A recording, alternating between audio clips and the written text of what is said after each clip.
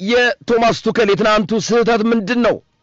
አንደኛ ጎል ካስቆጠሩ በኋላ ወደ ዲፌንሲቭ ታክቲክ ተቀየሩ።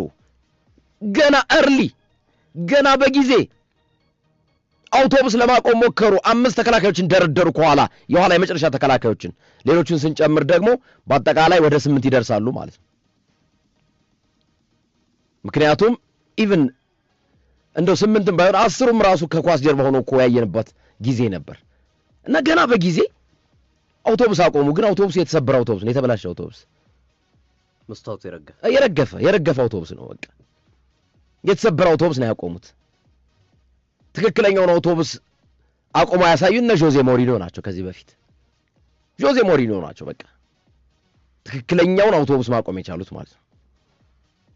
55ኛው ደቂቃ ጎል አስቆጥሮ እንግሊዝ መምራት ጀምሮ ከዛ በኋላ ማፈግፈግ ምን የሚሉት ነው? ምን የሚሉት ጨዋታ ነው?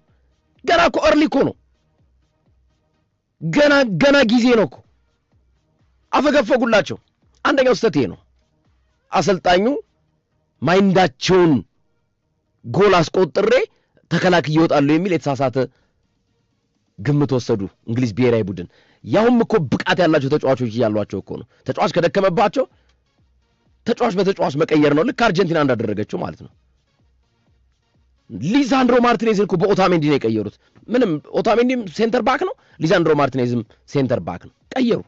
ምንም እኮ የተለወጠ ነገር የለም ሲቀይሩ። አንድ ቅያሪ ብቻ ነው። ታላፊኮን አስወጥተው ላውታሮ ማርቲኔዝን አጥቄ የቀየሩበት ብቻ ነው። የመጨረሻ እሱም የመጨረሻ ጥይታቸውን ነው፣ የመጨረሻ ካርዳቸውን ነው የመዘዙት። ስለዚህ ዲፌንሲቭ የሆነ ታክቲክ መጠቀማቸው ገና በጊዜ ማፈግፈጋቸው ጎል አስቆጠርም ብለው ያቺን ጎል ለማስጠበቅ ወደ ኋላ መምጣታቸው የቶማስ ቱከል አንደኛው ስህተት ነው። እሳቤው ራሱ በቃ ስህተት ነው። ምክንያቱም እንግሊዝ አቅም አለው፣ መጫወት የሚችልበት እድል ነው። የደከመ ተጫዋች ካለ በዛ ተጫዋች መቀየር ነው። ከዛው ማጥቃት ነው። ጎል ከተቆጠረም ተቆጠረ ነው። ጨዋታ መቀጠል ነው የነበረባቸው። ስህተት ሰርተዋል። አፈግፍጌ ወደ ኋላ መጥቼ ተከላካይ አጠናክሬ ውጤት ይዤ እወጣለሁ የሚል የተሳሳተ ሂደት ተከተሉ። ዋጋ ከፈሉበት። ለዚህም ጥቂት እኮ ሰርቶላቸዋል። ባይዘው ጥቂት ሰርቶላቸዋል። የመጀመሪያው ጎል እስኪቆጠር ድረስ እኮ ሄደዋል። ግን ስህተት ነው። መጫወት ነበረባቸው አብረው። ምክንያቱም ያሏቸው ተጫዋቾች መጫወት የሚችሉ ናቸው። የሚችሉ ተጫዋቾች አሏቸው። ባጥቂ ቦታ ላይ አሉ። እነ ጎርደን ሁሉ አሉ፣ እነ ሃሪኬን አሉ። በዛ ሰዓት ላይ እነ ሞርጋን ሮጀርስ አሉ፣ ቤሊንጋም አለ፣ አማካይ ላይ ዴክላን ራይስ አለ፣ የማጥቃት ሚናውን አስተዋጽኦ የሚያከናውን አሉ። ኢቭን ልቀይር ካሉ ቤንች ላይ ማርከስ ራሽፎርድ አለላቸው፣ ቡካዮ ሳካ አለላቸው፣ ኖኒ ማድዌኬ አለላቸው፣ ኤብሬቺ ኤዜ አለላቸው፣ ኦሊ ዋትኪንስ አለላቸው። ስለዚህ ገና በጊዜ ተከላክየ ውጤት ይዤ ልውጣ አንደኛው ስህተታቸው ነው ቶማስ ቱከል። ሁለተኛው ስህተት ቅያሪ ስህተት፣ አቃየር። ኢቭን እንደዛም ሆኖ አቃየር ስህተት ማለት ነው።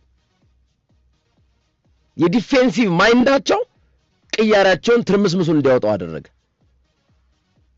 የሚያጠቁ ልጆችን ነቅለው አስወጡ። ጎርደን 1፣ ዴክላን ራይስ 2፣ ከዛ ሲገቡት ኢዝሪ ኮንሳ፣ ኒኮ ኦራይሊ፣ ዳምበርን አሁን ዳምበርን ተጫዋች ነው። እንደው አሁን ዳምበርን ተጫዋች ነው። በጣም ነው የገረሙኝ እኔ ቶማስ ቱከል። ራይስን በዳምበርን አስበው ዴክላን ራይስን ነቅለው አወጡላቸው። ከዛ ምን ሆነ? ሁለተኛው ስህተት የቅያሪ ስህተት ደግሞ ለሶስተኛው ስህተት ጋበዛቸው።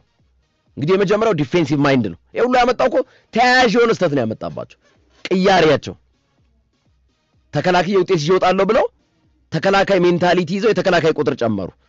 ለሁለተኛው ስህተት የቅያሪ ስህተት እንዲያመጡ አደረጋቸው። የመጀመሪያው የተከላካይ ቁጥርን በማብዛት ውጤት ለመቀየር ገና በጊዜ የተሰበረ አውቶቡስ አቆሙ። ስብርብር ይወጣ ቀጠሉ።